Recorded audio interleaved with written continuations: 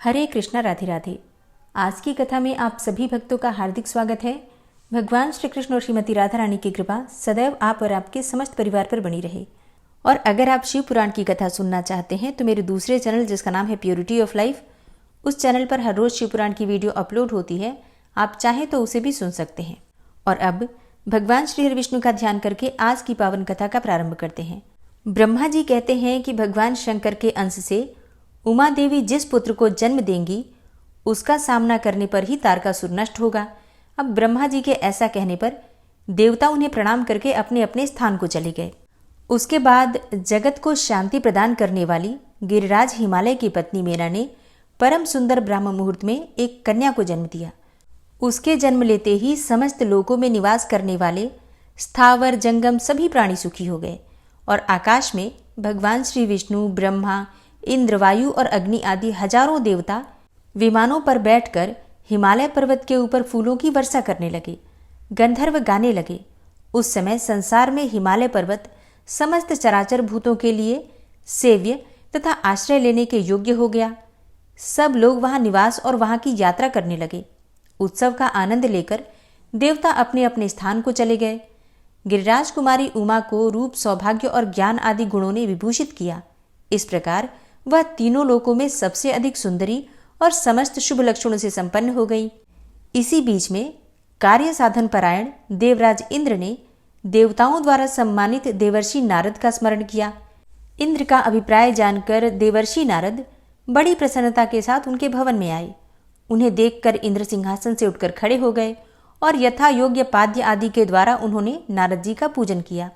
फिर नारद जी ने जब उनकी कुशल पूछी तो इंद्र ने कहा, हे मुने, त्रिभुवन में हमारी कुशल का अंकुर तो जम चुका है। अब उसमें फल लगने का साधन उपस्थित करने के लिए मैंने आपको याद किया है। ये सारी बातें तो आप जानते ही हैं, फिर भी आपने प्रश्न किया है इसलिए मैं बता रहा हूँ। विशेषतः अपने सुहृदों के निकट अपना प्रयोजन बताकर प्रत्येक पुरुष बड़ी शांति का अनुभव करता है। अतः जिस प्रकार भी पार्वती देवी का पिनाकधारी भगवान शंकर के साथ संयोग हो, उसके लिए हमारे पक्ष के सब लोगों को शीघ्र ही उद्योग करना चाहिए। इंद्र से उनका सारा कार्य समझ लेने के पश्चात नारद जी ने उनसे विदा ली और शीघ्र ही गिरिराज हिमालय के भवन के लिए प्रस्थान किया। गिरिराज के द्वार पर जो विचित्र बैत की लताओं से हरा भरा था, पहुंचने पर हिमवान ने पहले ही बाहर निकलकर मुनि को प्रणाम किया। उनका भवन पृथ्वी का भूषण था।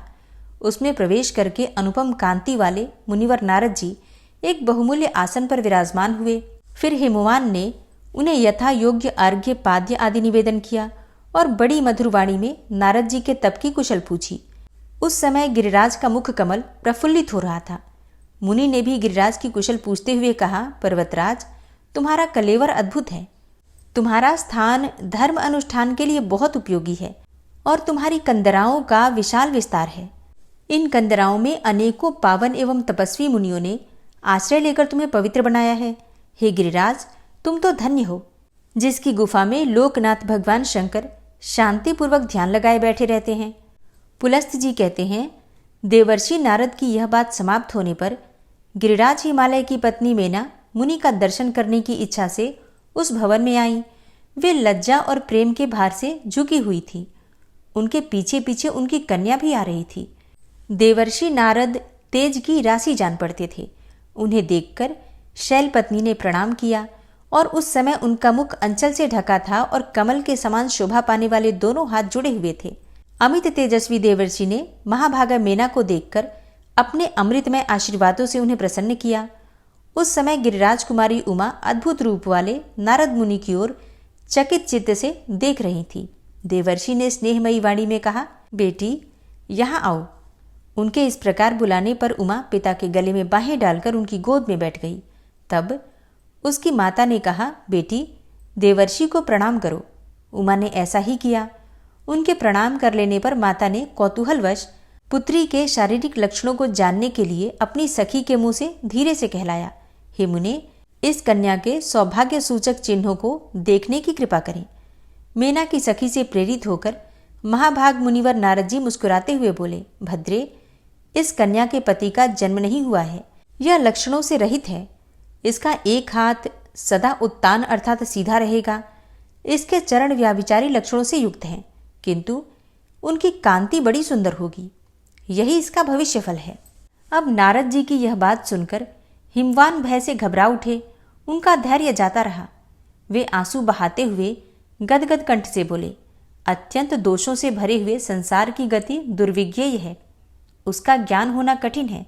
शास्त्रकारों ने शास्त्रों में पुत्र को नरक से त्राण देने वाला बताकर सदा पुत्र प्राप्ति की ही प्रशंसा की है, किंतु यह बात प्राणियों को मोह में डालने के लिए है, क्योंकि स्त्री के बिना किसी जीव की सृष्टि हो ही नहीं सकती। परंतु स्त्री जाति स्वभाव से ही दीन एवं दयनीय है।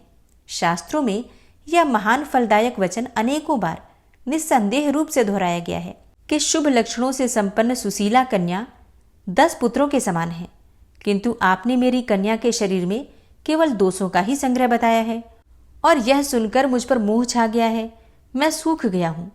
मुझे बड़ी भारी ग्लानि और विषाद हो रहा है। हे मुने, मुझ पर अनुग्रह करके इस कन्या रूपी दुख का निवारण कीजिए।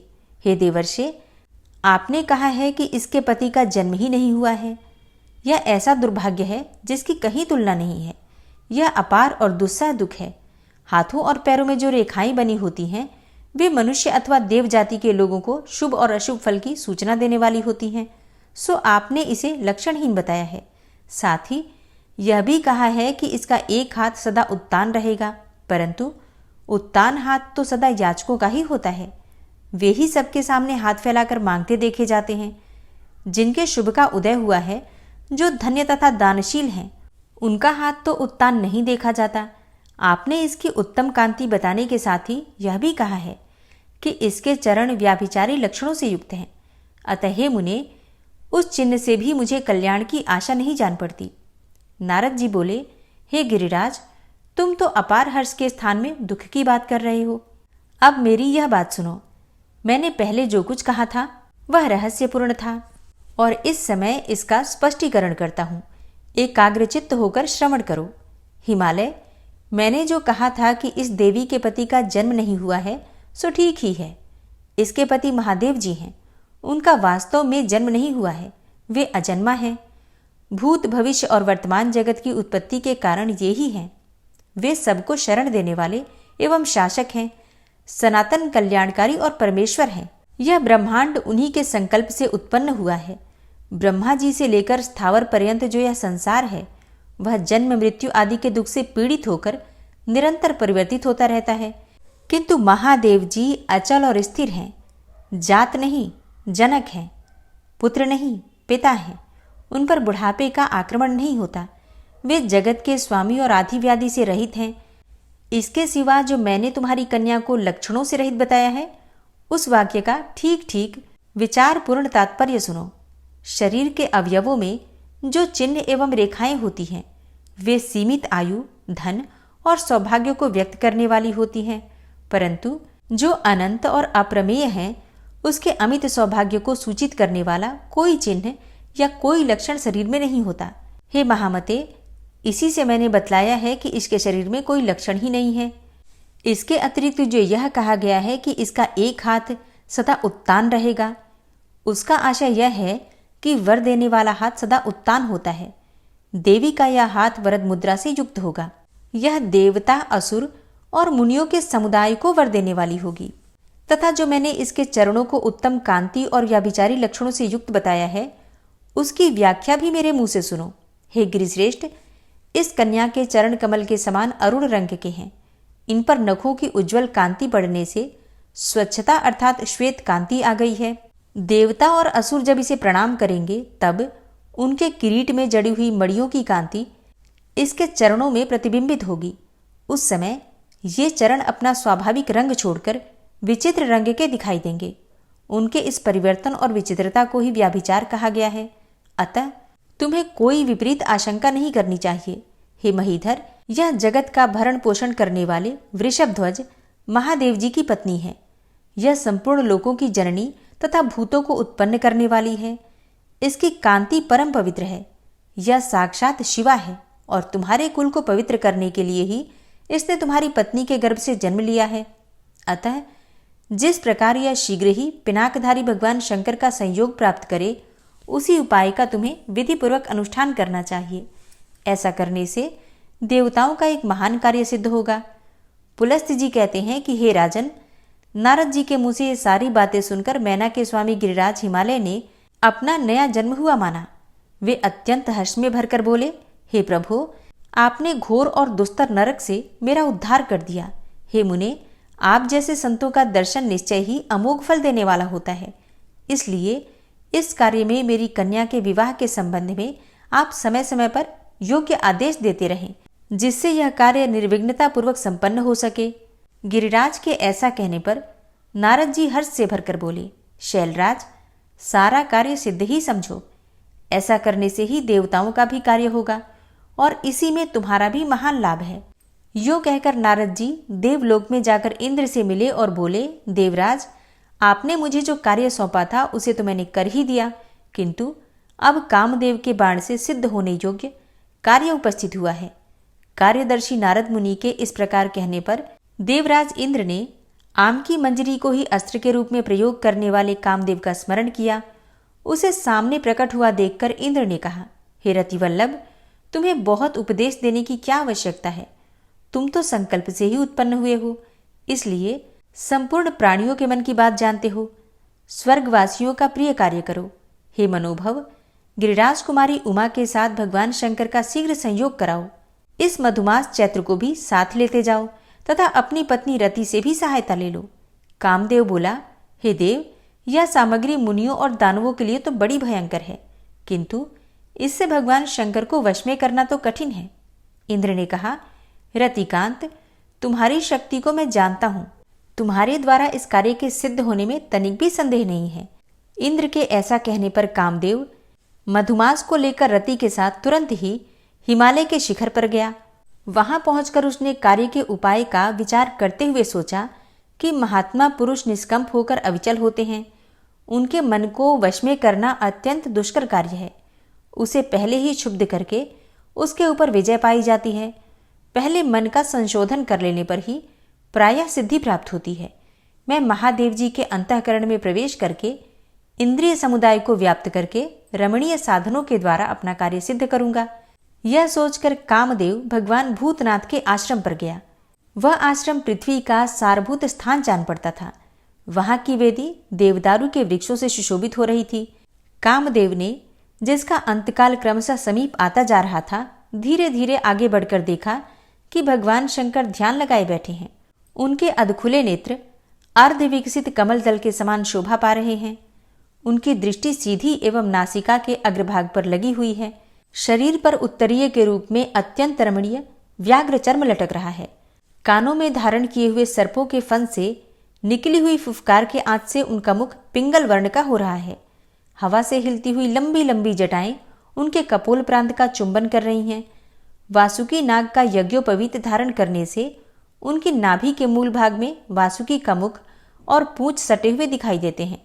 वे अंजलि बांधे ब्रह्म के चिंतन में स्थिर हो रहे हैं और सर्प के आभूषण धारण किए हुए हैं। तदनंतर वृक्ष की शाखा से भ्रमर की भांति झंकार करते हुए कामदेव ने भगवान शंकर के कान में होकर हृदय में प्रवेश किया। काम का आधारभूत वह मधुर झंकार सुनकर शंकर जी के मन में रमण की इच्छा जागृत हुई और उन्होंने अपनी प्राण वल्लभा दक्ष कुमारी सती का स्मरण किया।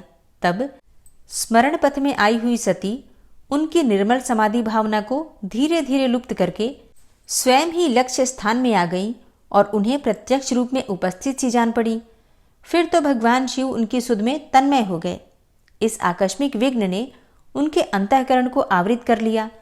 देवताओं के अधीश्वर शिव क्षण भर के लिए काम जनित विकार को प्राप्त हो गए, किंतु यह अवस्था अधिक देर तक न रही। कामदेव का कुचक्र समझकर उनके हृदय में कुछ क्रोध का संचार हो आया। उन्होंने धैर्य का आश्रय लेकर कामदेव के प्रभाव को दूर किया और स्वयं योग माया से आवृत होकर दृढ़तापूर्वक समाधि में स्थित हो गए।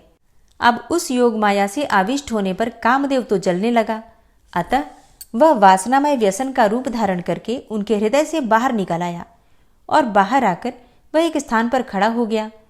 उस समय उसकी सहायिका रति और सखा वसंत, इन दोनों ने भी उसका अनुसरण किया। फिर मदन ने आम की मोर का मनोहर गुच्छ लेकर उसमें मोहन अस्त्र का आधान किया और उसे अपने पुष्पमय धनुष पर रखकर तुरंत ही महादेव जी की छाती में मारा। इंद्रियों के समुदाय रूप हृदय के बिंध जाने पर भगवान शिव ने कामदेव की ओर दृष्टिपात किया। फिर तो उनका मुख क्रोध के आवेग से निकलते हुए घोर हुंकार के कारण अत्यंत भयानक हो उठा।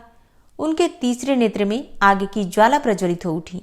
रौद्र शरीरधारी रुद्र का वह नेत्र ऐसा भयंकर दिखाई देने लगा मानो संसार का संहार करने के लिए खुला हो। मदन पास ही खड़ा था। महादेव जी ने उस नेत्र को फैलाकर मदन को ही उसका लक्ष्य बनाया। देवता लोग त्राही त्राही कहकर चिल्लाते ही रह गए और मदन उस नेत्र से निकली हुई चिंगारियों में पड़कर भस्म हो गया। कामदेव को दग्ध करके वह आग समस्त जगत को जलाने के लिए आगे बढ़ने लगी। अब यह जानकर भगवान शिव ने उस कामाग्नि को आम के वृक्ष, वसंत, चंद्रमा, पुष्प समूह, भ्रमर तथा कोयल के मुख में बांट दिया।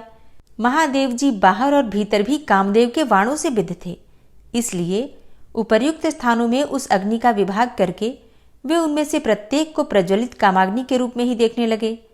वह कामाग्नि संपूर्ण लोकों को क्षोभ में डालने वाली है, उसके प्रसार को रोकना कठिन होता है।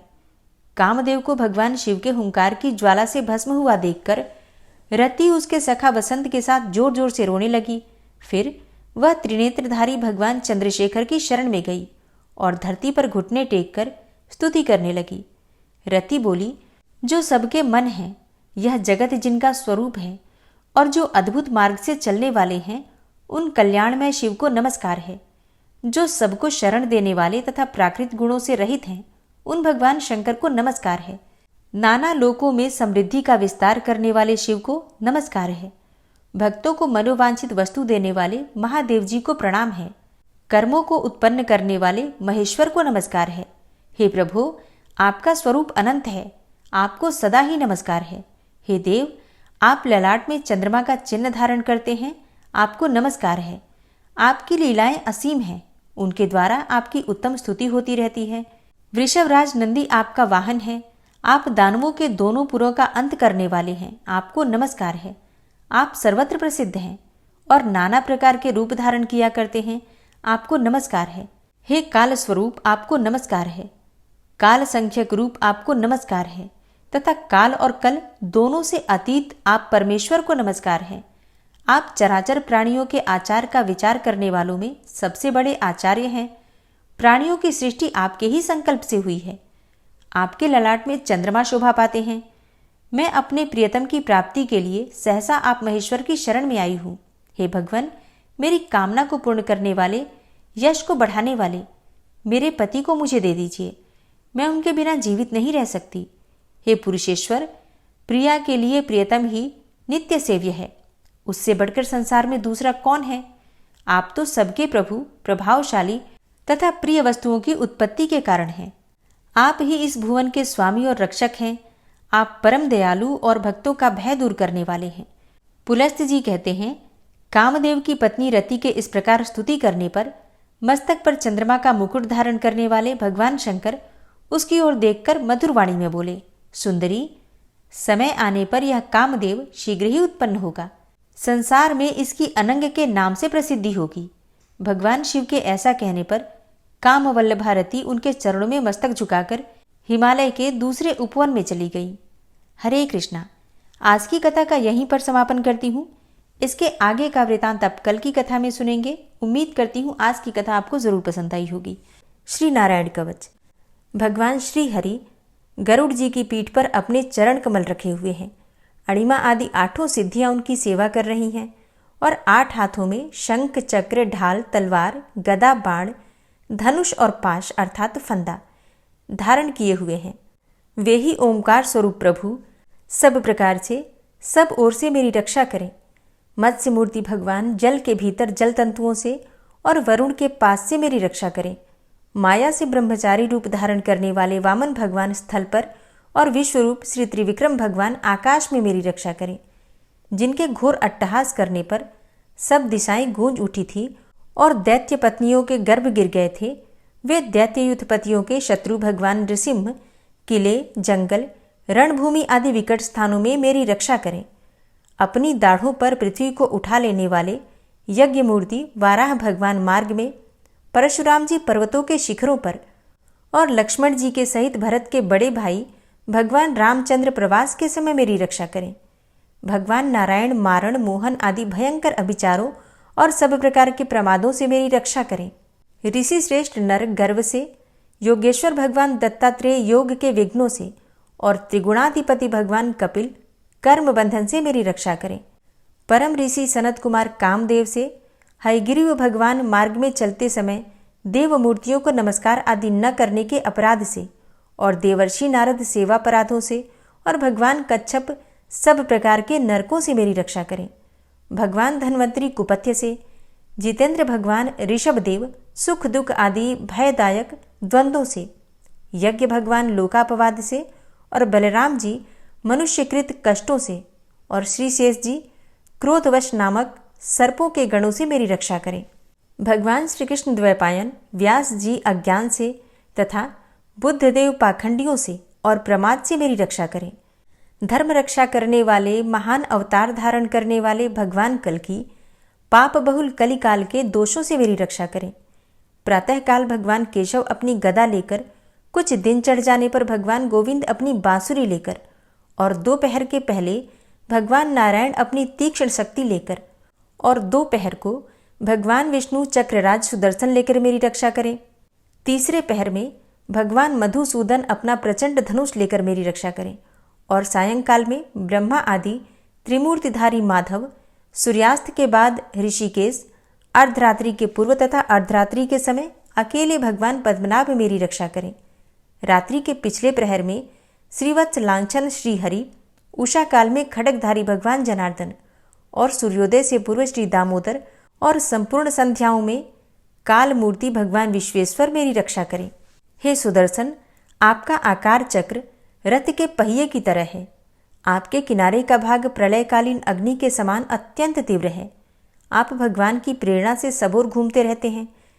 जैसे आग वायु की सहायता से सूखे घास फूस जला डालती है, वैसे ही आप हमारी शत्रु सेना को शीघ्र से जला दीजिए। हे कौमुद की गदा, आपसे छूटने वाली चिंगारियों का स्पर्श वज्र के समान असह्य है।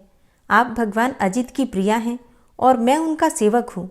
इसलिए आप कुष्मांड, विनायक, यक्ष, राक्षस, भूत और प्रेत आदि ग्रहों को अभी कुचल डालिए तथा मेरे शत्रुओं को चूर चूर कर दीजिए। हे शंखश्रेष्ठ, आप भगवान श्री कृष्ण के फूंकने से भयंकर शब्द करके मेरे शत्रुओं का दिल दहला दीजिए एवं यातुधान, प्रमथ, प्रेत, मातृका, पिशाच तथा ब्रह्म राक्षस आदि भयावने प्राणियों को यहाँ से तुरंत भगा दीजिए। भगवान की श्रेष्ठ तलवार, आपकी धार बहुत तीक्ष्ण है। आप भगवान की प्रेरणा से मेरे शत्रुओं को छिन्न भिन्न कर दीजिए। भगवान की प्यारी ढाल, आप में सैकड़ों चंद्राकार मंडल है। आप पाप दृष्टि पापात्मा शत्रुओं की आंखें बंद कर दीजिए और उन्हें सदा के लिए अंधा बना दीजिए। सूर्य आदि ग्रह, धूमकेतु, पुच्छल तारे आदि केतु, दुष्ट मनुष्य, सर्प आदि रेंगने वाले जंतु, दाढ़ों वाले हिंसक पशु, भूत प्रेत आदि तथा पापी प्राणियों से हमें जो भय हो और जो हमारे मंगल के विरोधी हों, वे सभी भगवान के नाम, रूप तथा आयुधों का कीर्तन करने से तत्काल नष्ट हो जाएं। बृहद, रथंतर आदि सामवेदीय स्तोत्रों से जिनकी स्तुति की जाती है, वे वेद मूर्ति भगवान गरुड़ और विश्वक्सेन जी अपने नामोच्चारण के प्रभाव से हमें सब प्रकार की विपत्तियों से बचाएं। श्रीहरि के नाम, रूप, वाहन, आयुध तथा श्रेष्ठ पार्षद हमारी बुद्धि, इंद्रिय, मन और प्राणों को सब प्रकार की आपत्तियों से बचाएं। जितना भी कार्य अथवा कारण रूप जगत है, वह वास्तव में भगवान ही है। इस सत्य के प्रभाव से हमारे सारे उपद्रव नष्ट हो जाएं। जो लोग ब्रह्म और आत्मा की एकता का अनुभव कर चुके हैं, उनकी दृष्टि में भगवान का स्वरूप समस्त विकल्पों से रहित है, भेदों से रहित है। फिर भी वे अपनी माया शक्ति के द्वारा भूषण, आयुध और रूप नामक शक्तियों को धारण करते हैं। यह बात निश्चित रूप से सत्य है। इस कारण सर्वज्ञ, सर्वव्यापक भगवान श्रीहरि सदा सर्वत्र सब स्वरूपों से हमारी रक्षा करें। जो अपने भयंकर अट्टहास से सब लोगों के भय को भगा देते हैं और अपने तेज से सबका तेज ग्रस लेते हैं, वे भगवान नृसिंह, दिशा विदिशा में, नीचे ऊपर बाहर भीतर सब ओर से हमारी रक्षा करें। हे देवराज इंद्र, मैंने तुम्हें यह नारायण कवच सुना दिया है। इस कवच से तुम अपने को सुरक्षित कर लो, बस फिर तुम अनायास ही सब दैत्य युद्धपतियों को जीत कर लोगे। इस नारायण कवच को धारण करने वाला पुरुष जिसको भी अपने नेत्रों से देख लेता है अथवा पैर से छू देता है, तत्काल समस्त भयों से वो मुक्त हो जाता है। जो इस वैष्णवी विद्या को धारण कर लेता है उसे राजा, डाकू, प्रेत, पिशाच आदि और बाघ आदि हिंसक जीवों से कभी किसी प्रकार का भय नहीं होता। हे देवराज, प्राचीन काल की बात है, एक कौशिक गोत्री ब्राह्मण ने इस विद्या को धारण करके योग धारणा से अपना शरीर मरुभूमि में त्याग दिया। अब जहाँ उस ब्राह्मण का शरीर पड़ा था, उसके ऊपर से एक दिन गंधर्वराज चित्ररथ अपनी स्त्रियों के साथ विमान पर बैठकर निकले। वहां आते ही वे नीचे की ओर सिरकिए विमान सहित आकाश से पृथ्वी पर गिर पड़े। इस घटना से उनके आश्चर्य की सीमा न रही जब उन्हें बालखिल्य मुनियों ने बतलाया कि यह नारायण कवच धारण करने का प्रभाव है। तब उन्होंने उस ब्राह्मण देव की हड्डियों को ले जाकर पूर्ववाहिनी सरस्वती नदी में प्रवाहित कर दिया और फिर स्नान करके वे अपने लोक को चले गए। श्री सुखदेव जी कहते हैं, हे परीक्षित, जो पुरुष इस नारायण कवच को समय पर सुनता है और जो आदरपूर्वक इसे धारण करता है, उसके सामने सभी प्राणी आदर से झुक जाते हैं और वह सब प्रकार के भयों से मुक्त हो जाता है। हे परीक्षित, शतक्रतु इंद्र ने आचार्य विश्वरूप जी से यह वैष्णवी विद्या प्राप्त करके रणभूमि में असुरों को जीत लिया और वे त्रैलोक्य लक्ष्मी का उपभोग करने लगे। श्री नारायण कवच संपूर्ण हुआ। श्री राधा कृपा कटाक्ष स्तोत्र। मुनीन्द्र वृंद वंदिते त्रिलोक शोक हारिणी प्रसन्न वक्त्र पंकजे निकुंज भूविलासिनी व्रजेन्द्र भानुनंदिनी व्रजेन्द्र सूनु संगते कदा करिष्यसि मां कृपा कटाक्ष भाजनम्। अशोक वृक्ष वल्लरी वितान मंडपस्थिते प्रवाल बाल पल्लव प्रभारुणांध्रि कोमले वराभय स्फुरत्करे प्रभूत संपदालये कदा करिष्यसि मां कृपा कटाक्ष भाजनम्। अनंगरंग मंगलम प्रसंग भंगुरं भ्रुवां सविभ्रमं ससंभ्रमं दृगन्त बाणपातने निरन्तरं वशीकृत प्रतीत नन्दनन्दने कदा करिष्यसि मां कृपा कटाक्ष भाजनम्। तडित्सुवर्ण चम्पक प्रदीप्त गौर विग्रहे मुख प्रभा परास्त कोटि शारदेन्दुमण्डले विचित्र चित्र संचर चकोर शावलोचने कदा करिष्यसि मां कृपा कटाक्ष भाजनम्। मदोन्मदादि यौवने प्रमोदमान मंडिते प्रियानुराग रंजिते कला विलास पंडिते अनन्य धन्य कुंज राज्य काम केलि कोविदे कदा करिष्यसि मां कृपा कटाक्ष भाजनम्। अशेष हाव भाव धीर हीर हार भूषिते प्रभूत शात कुंभ कुंभ कुंभि कुंभ सुस्तनि प्रशस्त मंद हास्य चूर्ण पूर्ण सौख्य सागरे कदा करिष्यसि मां कृपा कटाक्ष भाजनम्। मृणाल वाल वल्लरी तरंग रंग दौर्लते लताग्रलास्य लोल नील लोचनावलोकने ललल्लुलन्मिलन्मनोज्ञ मुग्ध मोहिनाश्रिते कदा करिष्यसि मां कृपा कटाक्ष भाजनम्। सुवर्ण मल्लिकांचित त्रिरेख कंबुकंठगे त्रिसूत्र मंगली गुण त्रिरत्न दीप्ति दीधिते सलोल नील कुंतल प्रसून गुच्छ गुंफिते कदा करिष्यसि मां कृपा कटाक्ष भाजनम्। नितंब बिंबलंब मान पुष्प मेखला गुणे प्रशस्त रत्न किंकिणी कलाप मध्य मंजुले करींद्र शुंड दंडिकावरोह शोभ गोरुके कदा करिष्यसि मां कृपा कटाक्ष भाजनम्।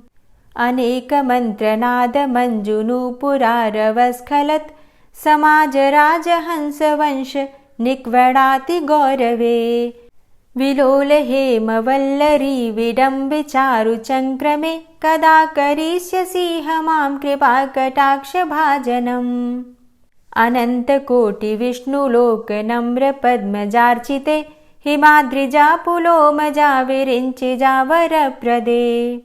अपारसिद्धिरिद्धिदिग्धसत्पदाङ्गुलीनखे कदा करिष्यसि मां कृपाकटाक्षभाजनम्। मखेश्वरी क्रियेश्वरी स्वधेश्वरी सुरेश्वरी त्रिवेदभारतीश्वरी प्रमाणशासनेश्वरी। रमेश्वरी क्षमेश्वरी प्रमोदकाननेश्वरी व्रजेश्वरी व्रजाधिपे श्रीराधिके नमोऽस्तुते। इति ममद्भुतं स्तवं निशम्य भानुनन्दिनी करोतु सन्ततं जनं कृपाकटाक्षभाजनम्। भवेत्तदैव सञ्चित त्रिरूपकर्मनाशनं लभेत्तदा ब्रजेन्द्रसूनुमण्डलप्रवेशनम्। जय जय श्री राधे, जय जय श्री राधे। उम्मीद करती हूँ आज की कथा आपको ज़रूर पसंद आई होगी। तो अगर कथा पसंद आती है तो वीडियो को लाइक किया कीजिए और अगर संभव हो तो वीडियो को ज़्यादा से ज़्यादा शेयर कीजिए। और अगर आप इस चैनल पर पहली बार आए हैं, अभी तक आपने इस चैनल को सब्सक्राइब नहीं किया है, तो आज की वीडियो अगर आपको अच्छी लगे तो चैनल को सब्सक्राइब करके बेल आइकन को ज़रूर प्रेस कर लीजिए। इससे ये होगा कि इस चैनल पर जो नई वीडियो अपलोड होंगी उनकी नोटिफिकेशन आपको सही समय पर प्राप्त होगी। मिलती हूँ मैं आपसे अगली वीडियो में, तब तक के लिए जय श्री राधे।